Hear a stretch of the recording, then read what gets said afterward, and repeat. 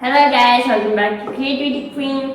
First of all, I'm really sorry for not uploading videos really often. My exams were going on, and now that it's finished, I'll be uploading videos more often.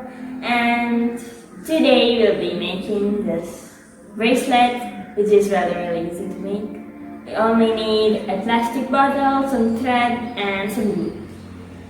I just like this bracelet very much, and she often wears them too. So I hope you guys like it, and if yes, then give this video a thumbs up, share this video to maximum, smash that subscribe button.